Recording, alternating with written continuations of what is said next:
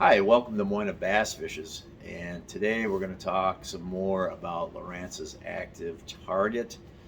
It's an ongoing learning process for me, and I've actually I used it quite a bit last summer out on the smallmouth fishing, but now I've had a chance to use it on Lake Sam Rayburn for 3 weeks fishing the MLF Tackle Warehouse Pro Circuit tournament there, and then fishing the MLF Toyota Series Southwest Division tournament there. So and plus all that practice time to go with it. So I was there for nearly 3 weeks fishing, and just had some more points that I want to bring up about it. First of all, let's just say this: I cashed 2 checks in those tournaments. Actually, 3 if you count the big bass check. Hey, hey, which ties into what I'm about to say. Those Sam Rayburn tournaments were the first tournaments where I actually caught a lot of my fish using Lowrance Active Target. I used it to target. I used it to identify targets to cast at, and typically brush piles and stumps. I'd get those locked in, so that would give me my angle to cast. Then I cast a bait to it, watch the bait drift down to the target, and then depending on the bait, then initiate the retrieve. So caught many fish doing that in those tournaments, especially the second one. So it's I don't know how you can compete without it really in certain situations. That's for sure. So next, I want to just bring up the fact that I was using it all day in practice and in the tournaments.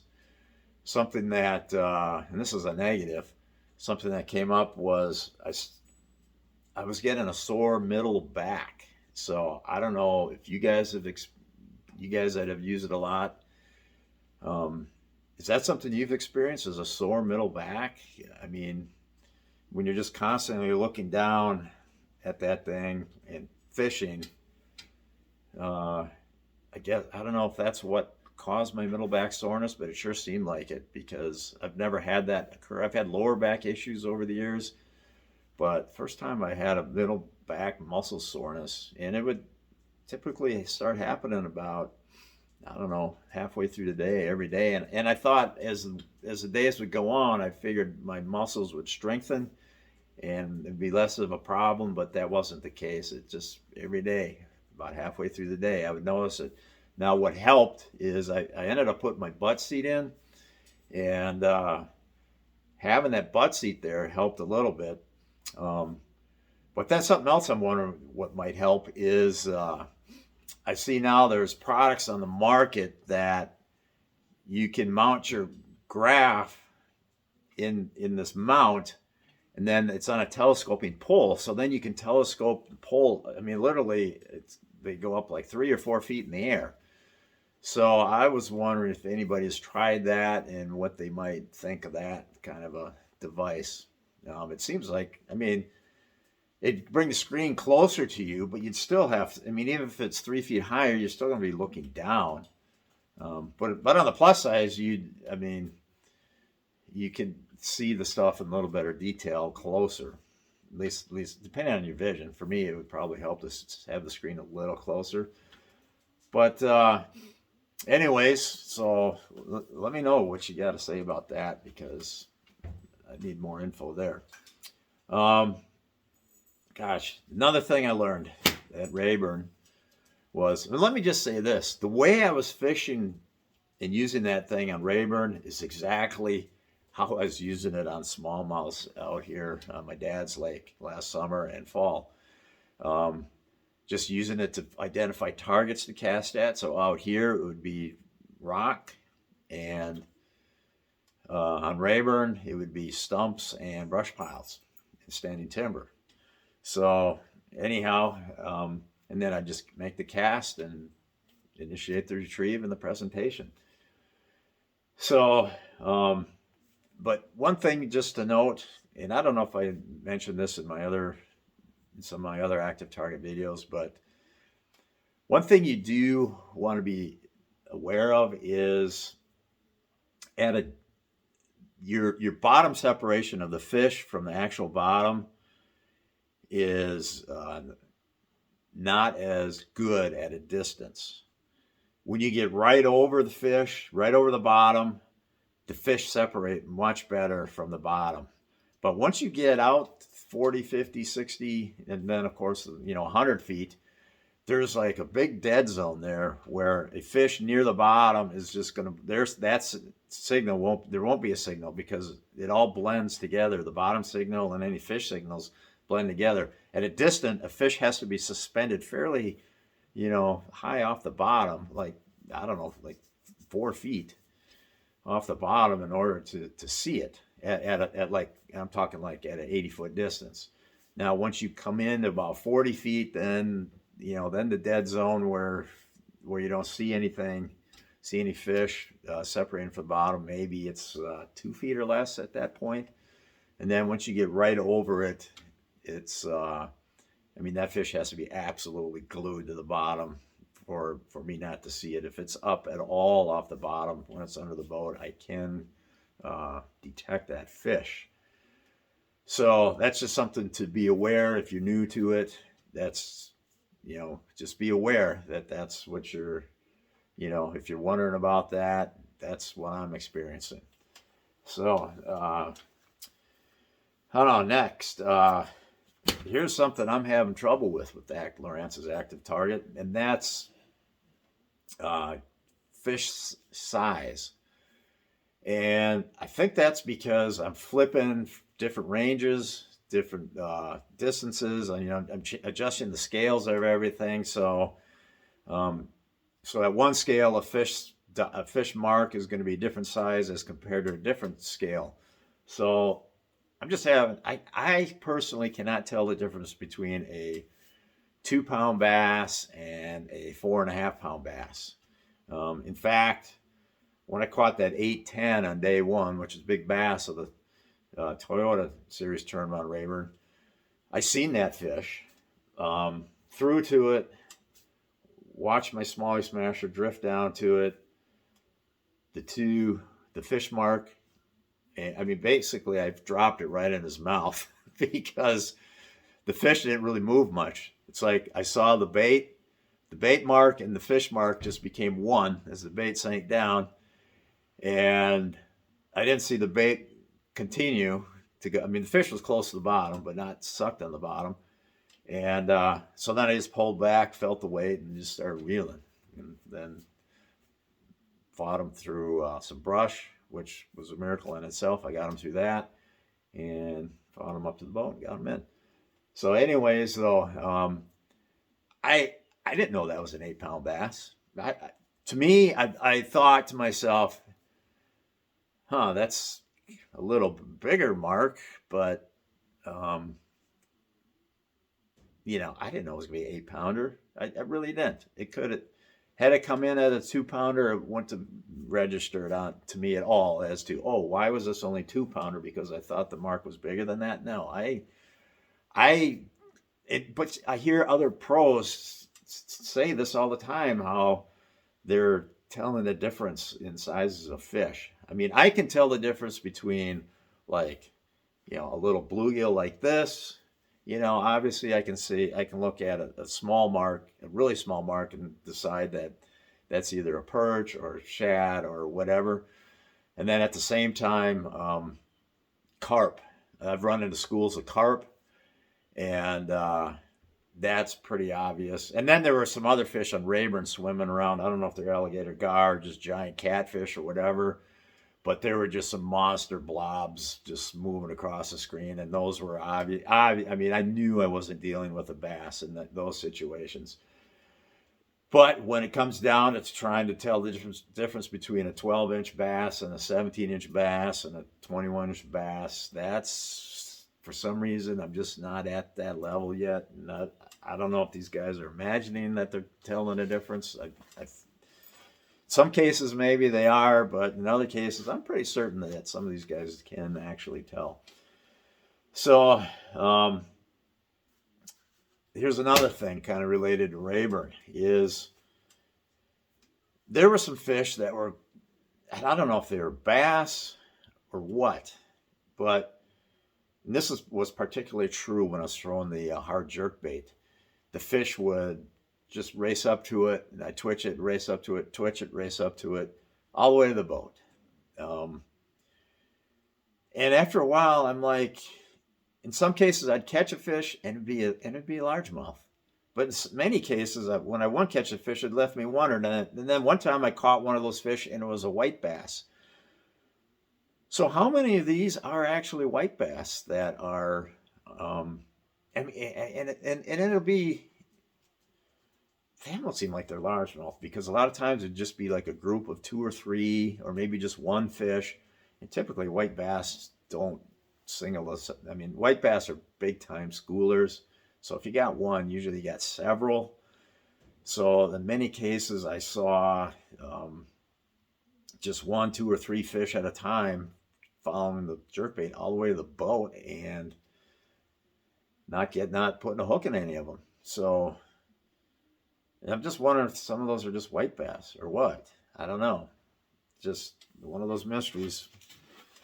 But that was something that Active Target revealed to me, and I never would have known that was going on. So, all right, next. What's the last thing on my list here? I got. Oh, yeah, this is really important. This is an observation I made, and that is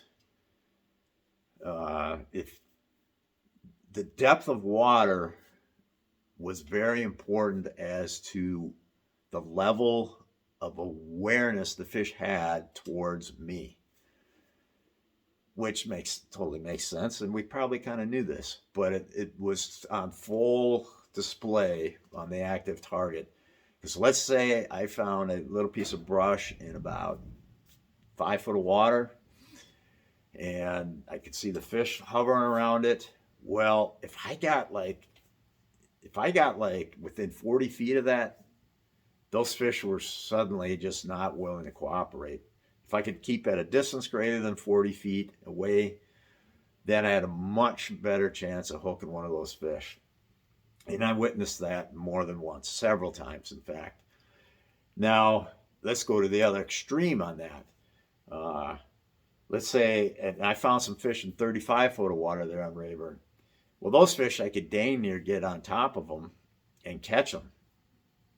And so there was not really, they didn't really mind being under the boat and catching them. Just perhaps their awareness of me just wasn't that high. But then the in between, there is an in between. It's like a spectrum of awareness they have. If I was in 15 foot of water, I could not get on top of those Rayburn fish and catch them. I could see them down there.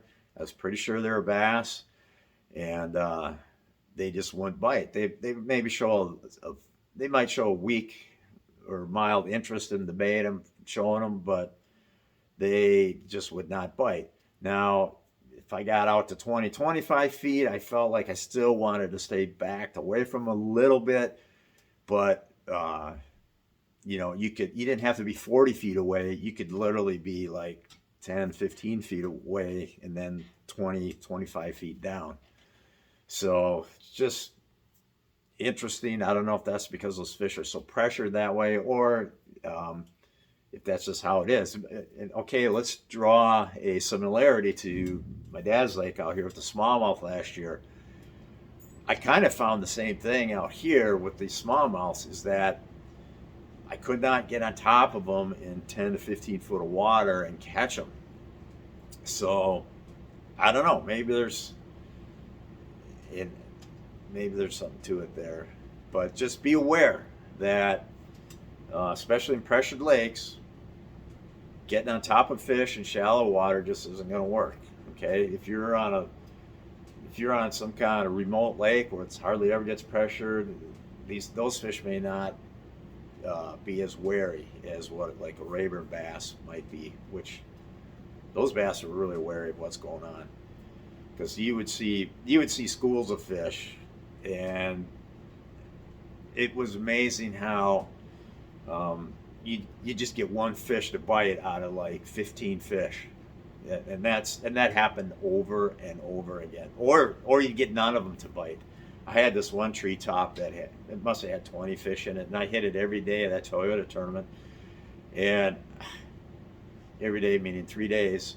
And I think I might have caught one fish, but there was literally 20, 25 fish living in that tree, and they would follow it, chase it, be interested in it, but it was just, they were just not willing in that particular treetop. And that might, who knows, maybe that was a treetop where a lot of guys were hitting it or whatever. I don't know. Just very, very wary fish in that treetop. So, gosh, what else do I got to say about it? Let me make sure I covered everything here. Bottom separation, size. Oh, yeah, okay. I guess I got one more thing. And that would be, a lot of times you don't know what you're throwing at out there. On Rayburn, I learned if I have a bunch of fish scurrying across the bottom in a group, I learned those were probably shad. Because every time I threw at, though, eventually I quit throwing at that kind of stuff because I never got bit. But you'd see like fish scurrying, and some of them must be bigger shad. I mean, it'd be different sizes. You'd see a smaller ones, but then you'd see like marks that are like the size of bass. They'd be in a tight group, just kind of scurrying along. And then as I looked at that on my Lowrance Active Target, I would draw back to my mind where I've actually seen them in clear water on other lakes, and I'm like, yeah, that's kind of what they do. Like if I got back in a shallow pocket where a school of gidger shad was on whatever lake it might have been with clear water, you'd see them just kind of scurry away from the boat and move on. And that's kind of the speed that I was seeing on the Active Target and kind of the reaction that I was seeing. So I think I got a handle on what not to throw at as far as those shad go.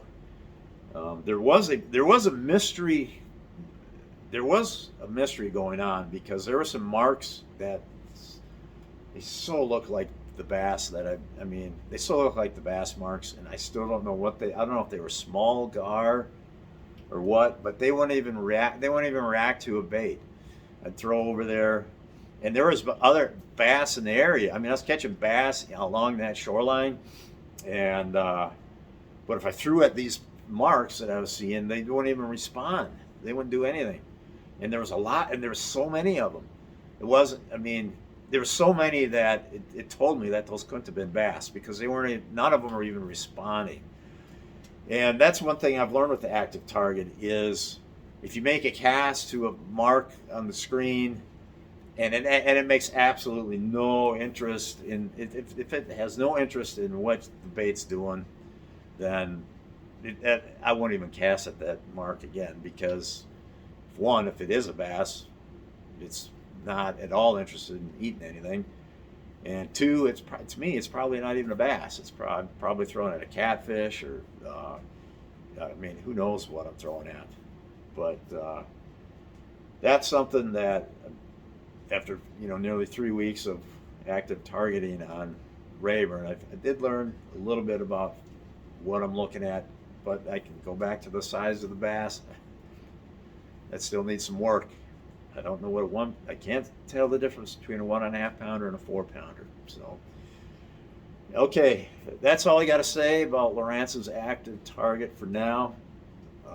Like I said towards the beginning of this video, it's an ongoing experience as I use it in more lakes and different lakes. I'm sure new observations will be made, new questions will come up, but it is a tool that, as a tournament angler, I don't know how a guy can realistically compete without one these days, unless if you're on a shallow unless if you're on some heavy grass pattern where the fish just get, you can't pick these fish out of heavy grass. And even out of a dense brush pile, the fish can kind of get lost if they're hanging on the perimeter of it. They stick out really good, but you know, a fresh full like with leaves on it, kind of a brush pile that's dense. Um, I've seen this time and time again. I'll throw my bait out there and it'll come swimming towards the brush, and I might see like one outlier that's kind of hanging on the fringe, and I recognize that as, you know, possibility for a bass.